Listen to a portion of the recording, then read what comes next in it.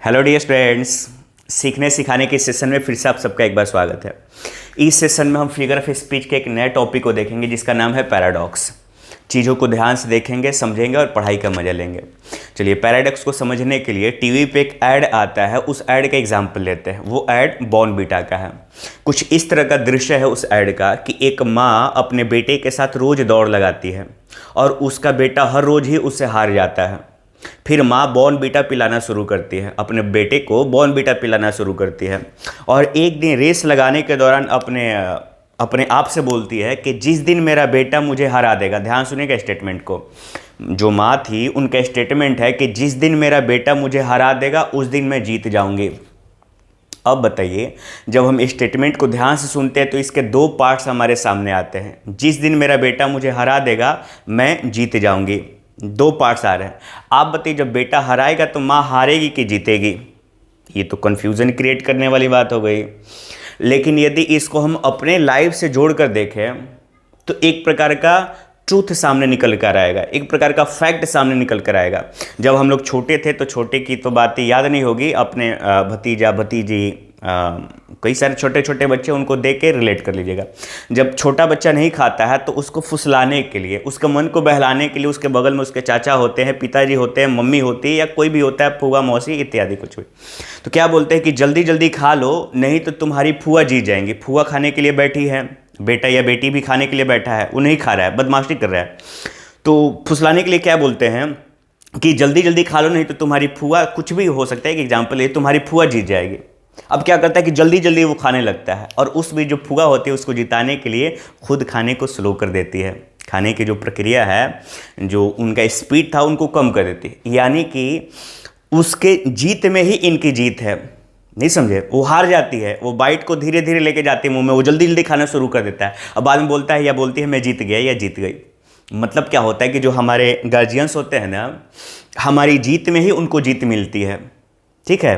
तो हम हारते भी है तो हार कर जीत जाते हैं।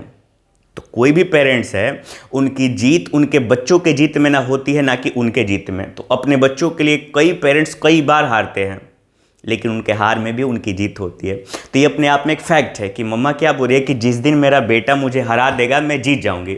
हर पेरेंट्स के लिए एक फैक्ट होता है कि उसका बच्चा उसको हराता है तो उसकी जीत ही होती है। यदि पिताजी एक बड़े पद पे हैं, उनका बेटा उनसे भी आगे चला गया तो हार तो गए पद में, लेकिन उनकी जीत होती है। सभी जगहों पे घूम घूम के अपने बेटे की तारीफ करते हैं। तो ये होता है पैराडॉक्स कि एक स्टेटमेंट के माध्यम से दो विरोधी चीज़ों को रखा जाता है और ये अपने आप में एक फैक्ट की बात करता है। टीवी पे एक वेब सीरीज, टीवी पे बोल रहे हैं, सोनी लिव पे एक वेब सीरीज आया है, बहुत ही ज़बरदस्त, सारे लोगों का प्रेम उसको मिलते जा रहा है। उसका नाम है स्कैम 1992, हर्षद मेहता स्टोरी। बहुत ही प्यारा वेब सीरीज है। आप देख सकते हैं कि कैसे एक आदमी फेलियर से सक्सेस की तरफ जाता है, फिर सक्सेस की तरफ से फेलियर की तरफ बढ़ता है। एक इंसान जो ख्वाब देखता है बड़ा होने का, बड़ा बन भी जाता है, फिर इधर उधर की चीज़ों को लेके और फिर से डाउन हो जाता है। तो इन चीज़ों को देखना चाहिए, आपके लिए है। तो उस वेब सीरीज में कई सारे डायलॉग्स हैं जो काफ़ी आपके काम की चीज़ हैं। एक कुछ इस प्रकार का डायलॉग है कि हर्षद मेहता का दोस्त बोलता है कि हर्षद मेहता राजमा मार्केट मजमा, गुजराती चीज़ है। हर्षद मेहता राजमा मार्केट मजमा, मतलब कि हर्षद मेहता राजमा हो गया और पूरा मार्केट मजा मारा है। तो वहाँ पे एक डायलॉग बोलता है हर्षद मेहता कि मार्केट का सबसे बड़ा जोखिम तो जोखिम ना लेने में है। ध्यान सुनिएगा, मार्केट का सबसे बड़ा जोखिम तो जोखिम ना लेने में है। अब क्या समझा जाए? जोखिम ना लेने में जोखिम है, ये कैसी बात हो गई? जोखिम ना लेंगे तो सेफ रहेंगे। तो ये एक प्रकार का फैक्ट है कि जब तक आप जोखिम नहीं उठाइएगा आपको सफलता मिलेगी ही नहीं। उसी का एक और डायलॉग है कि सक्सेस क्या है। ध्यान सुन लीजिए, आप सभी बच्चे, आप ही के लिए है। सक्सेस क्या है? तो फेलियर के बाद का एक नया चैप्टर है। हर्षद मेहता बोलता है कि फेलियर के बाद का एक नया चैप्टर सक्सेस है।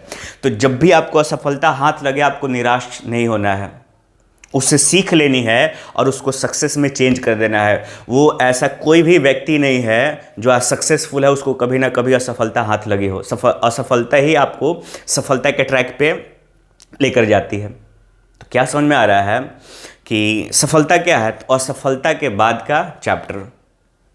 चीज़ें समझ में आ रही हैं? यानी कि एक स्टेटमेंट के माध्यम से दो बातों को रख रहे हैं, दोनों बात एक दूसरे को काट के एक तरह के फैक्ट को बता रहे हैं। ठीक है। जीतना है तो हारना पड़ेगा। अब ये कैसी बात हो गई भाई, जब हार जाएंगे तो जीतेंगे कैसे? तो एक स्टेटमेंट, जीतना है तो हारना पड़ेगा। कोई लड़की है, ठीक है, लड़का चाहता है उससे प्रेम करना, उसको अपना बनाना। बाजीगर पिक्चर को एज एग्जाम्पल के रूप में ले लीजिए कि काजोल को पसंद करता है और उसके पिताजी रेसर होते हैं, ये भी रेस करता है। तो एक बंदा क्या बोलता है उससे कि यदि तुम्हें काजोल के दिल को जीतना है तो रेस हारना पड़ेगा। एक प्रकार का फैक्ट हो गया कि यदि ये जीतना है तो वह हारना पड़ेगा। समझ आ रहा है? तो तुम्हें जीतना है तो हारना पड़ेगा। आप अपने डेली लाइफ से भी इसको जोड़ सकते हैं। मानिए कई सारे यूट्यूबर हैं, यूट्यूब पे वीडियो बना रहे, कई सारे टीचर हैं, तो तरह तरह के गंदे गंदे कमेंट भी आते हैं। मानिए कोई एग्रेसिव टीचर है, तुरंत रिप्लाई करते हैं कि कोई गलत कमेंट कर दिया, कैसे कर दिया, वहाँ पे जवाब देने लगे। तो क्या करेंगे, उसी में उलझ जाएंगे। तो उलझना नहीं है, तुम खुद को हराओ। जो तुम्हारा एटीट्यूड है, अभी तक किसी से तुम पीछे नहीं रहे हो, तुम खुद को हराओ। वहाँ पे ठीक है वो गाली दे रहा है, ठीक है उसको गाली दे दीजिए, उसका वही स्वभाव ही है। आप अब यहाँ पे पहुँच गए हैं, वो यहाँ पे है, तो वो गाली दे रहा है, तो उसके पास जाने के लिए आपको यहाँ पे जाना पड़ेगा। तो आप तो अपने लेवल को कम कर रहे हैं, अपने लेवल को क्यों कम करना, हाई करिए। तो आपके अंदर का जो एटीट्यूड है, जो अभी तक नहीं हारे हैं, अगर जीतना है, ऊपर बढ़ना है, तो इसको हराइए। उम्मीद है समझ में आ रहा होगा आपको। तो पैराडॉक्स यही बोलता है कि एक स्टेटमेंट के माध्यम से दो विरोधी बातों को रखा जाता है और वो अपने आप में एक फैक्ट की बात करता है, एक ट्रूथ की बात करता है। अब एग्जाम्पल के माध्यम से और डेफिनेशन के माध्यम से चीज़ों को समझिए। लिखा है पैराडॉक्स। पैराडॉक्स क्या है? अ स्टेटमेंट है। पैराडॉक्स अपने आप में एक स्टेटमेंट होता है कंसिस्टिंग ऑफ टू पार्ट्स, और इस स्टेटमेंट के टू पार्ट्स होते हैं। कंसिस्ट मतलब किसी के अंदर कुछ शामिल होना। तो पैराडॉक्स एक स्टेटमेंट होता है, इस स्टेटमेंट के टू पार्ट्स होते हैं, दो हिस्से होते हैं। That seem to mean the opposite of each other. ऐसा प्रतीत होता है कि ये दोनों ही पार्ट्स ईच अदर को, एक दूसरे को मीनिंग में काटते हैं, यानी कि विरोध करते हैं। ठीक है। तो पैराडॉक्स क्या है? तो अपने आप में एक स्टेटमेंट है, ऐसा स्टेटमेंट है जिसके दो पार्ट्स होते हैं। ये दो पार्ट क्या करते हैं? तो एक दूसरे के मीनिंग को, मीन मतलब अर्थ निकालना है, एक दूसरे के मीनिंग के अपोजिट होते हैं, एक दूसरे के मीनिंग को काटते हैं, और इस माध्यम से ये अपने आप में एक फैक्ट की बात करते हैं, या इसी को आप ट्रूथ बोल सकते हैं। यानी कि एक स्टेटमेंट में हम दो पार्ट्स को रख के, दोनों पार्ट्स एक दूसरे को काटते हुए जब किसी फैक्ट की बात करेंगे या ट्रूथ की बात करेंगे, तो वो एग्जाम्पल कहलाएगा पैराडॉक्स। जैसे do the thing you think you cannot do. उन्हीं चीज़ों को करो, उस चीज़ को करो जिसे तुम नहीं कर सकते।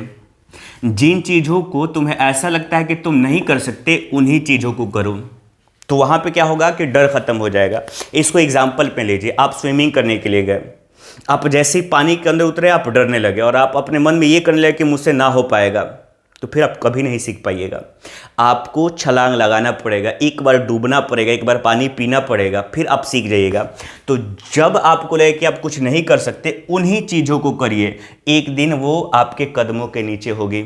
समझ में आ रहा है? आपको लगता है कि आप इंग्लिश नहीं सीख पाएंगे, जो लगता है नहीं कर पाएंगे वही करिए, आपसे हो जाएगा और आप सबसे बेटर हो जाइएगा उसमें। ठीक है। तो ये अपने आप में एक ट्रूथ की बात करें कि जो आपसे नहीं हो आप वही करिए। तो एक स्टेटमेंट है, दो पार्ट है, उन चीज़ों को करो जिसको लगता है कि तुम नहीं कर पाओगे। तो जो नहीं कर पाओगे कहाँ से कर पाएंगे? लेकिन ये तो अपने आप में एक फैक्ट की बात कर रहा है। तो ये एग्जाम्पल है पैराडॉक्स का। सेकेंड एग्जाम्पल है save money by spending it. देखिए, सेव मनी, पैसे को बचाओ, क्या करके? तो स्पेंड करके।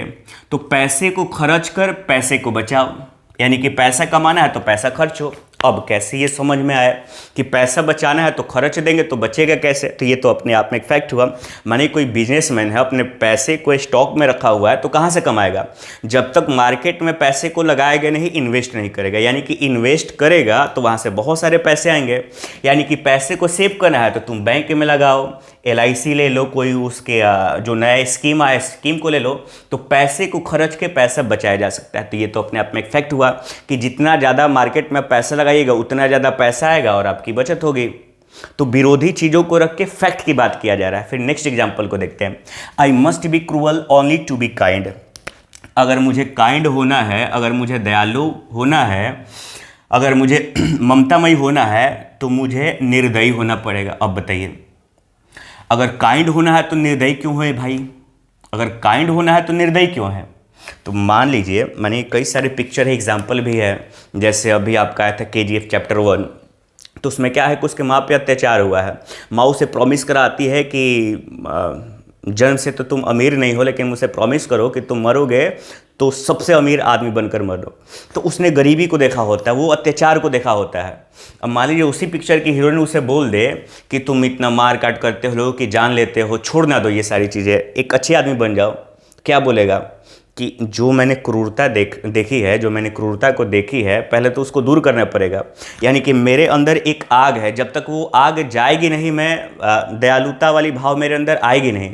यानी कि मुझे काइंड होने के लिए सबसे पहले क्रूएल बनना पड़ेगा। सबसे पहले उन लोगों को समाज से मिटाना पड़ेगा जिन्होंने अत्याचार किया हुआ है मेरे पेरेंट्स के साथ, मेरी मम्मी के साथ। तो एक एग्जाम्पल पे ले लीजिए कि किसी के अंदर कई तरह की दुख है, तो दुख को मिटाना है तो सबसे पहले उसको निकालना पड़ेगा।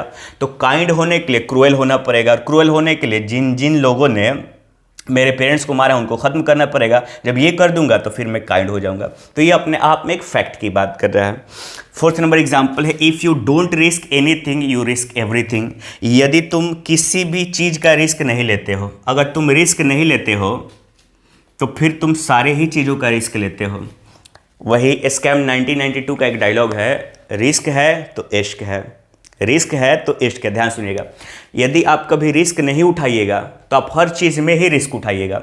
आप सॉबर हैं, भोले भाले व्यक्ति हैं, हर कोई आके आपको टॉर्चर कर दे रहा है, परेशान कर दे रहा है, ठीक है, आप रिस्क ही नहीं उठा रहे, उसके खिलाफ कोई एक्शन ही नहीं ले रहे हैं, तो आप हर चीज़ में रिस्क। आज आके आपको बोला, कल आपके व्यापार पे चोट करेगा, कल आपके फैमिली की तरफ जाएगा, तो रिस्क बढ़ते चला जाएगा। तो रिस्क को तुरंत ख़त्म कर देना है तो आप रिस्क उठाइए, एक बार जाइए उसके खिलाफ मुकदमा दायर कर दीजिए। समझ में आ रहा है? आप गाँव देहात में हैं, छोटा बहुत कमाई कर रहे हैं और आपके पास इतना नॉलेज है, इतना टैलेंट है कि आप वहाँ के लिए बने ही नहीं थे। 10,000 20,000 रुपया आपके पास आ रहा है, अब आप रिस्क ही नहीं ले जाते कि ये जो 10,000 है रुपया आ रहा है, 20,000 अगर छोड़ देंगे इस व्यापार को तो कहाँ से आएगा। तो आप हर चीज़ में रिस्क ले रहे हो। नहीं समझे आप कि आप टैलेंटेड हो, आप किसी और चीज़ के लिए बनाए गए हो। यदि खेसारी लाल यादव लिट्टी चोखा ही बेचते रहता, ये नौटंकी में ही नाचते रहता, अगर उन चीज़ों को छोड़ता नहीं, 100 रुपया की कुर्बानी नहीं देता, तो आज करोड़पति कहाँ से होता। तो सारी चीज़ों को रिस्क लेता। इसका मतलब ये है कि यदि आपको आगे बढ़ना है तो रिस्क लेना पड़ेगा, ये फैक्ट है। तो एक स्टेटमेंट में दो विरोधी बातें की गई है कि यदि रिस्क नहीं लोगे तो सारी चीज़ों का रिस्क लोगे, ठीक। फिर 5th नंबर एग्जाम्पल है, आई close my eyes so I can see. मैं अपने आँखों को बंद करता हूँ ताकि मैं देख सकूँ। अब लीजिए, अब आँख को आप बंद कर दीजिएगा तो देखिएगा कहाँ से। तो इसको एक सिचुएशन से रिलेट कर दीजिए। मान लीजिए कोई बंदा है, आँख हो रहा है तो आपको दिख रहा है संसारिक चीज़ों को, उसको रियलाइजेशन करना है, उसको गॉड की अनुभूति करनी है, तो उसको तो आँखों को बंद करना पड़ेगा। या मानिए कि अगर हम कहें कि तुम अपने पास्ट की चीज़ों को याद करो, तो सामने आँख खुला रहेगा तो याद तो नहीं कर पाएगा। यानी कि उसको पास्ट की चीज़ों को देखने के लिए आँख तो बंद करना पड़ेगा, गॉड के रियलाइजेशन को करने के लिए आँखों को बंद करना पड़ेगा। तो ये अपने आप में एक फैक्ट है कि मैं देखने के लिए आँखों को बंद करता हूँ, देखने के लिए, यानी कि पास्ट की चीज़ें आने लगी यहाँ पे आपके अंतरपटल पे, ठीक है, आपको गॉड का रियलाइजेशन होने लगेगा। तो ये इसका मतलब है, यानी कि एक स्टेटमेंट में दो विरोधी बातों को रख के हम किसी फैक्ट अथवा किसी ट्रूथ की बात करें, तो ये होता है पैराडॉक्स। उम्मीद है आप सभी बच्चे पैराडॉक्स समझ गए होंगे। अपने ख्याल रखिए, पढ़ते रहिए, बढ़ते रहिए। इसके नेक्स्ट टॉपिक को हम लोग अगले क्लास में करेंगे। Thank you so much, bye.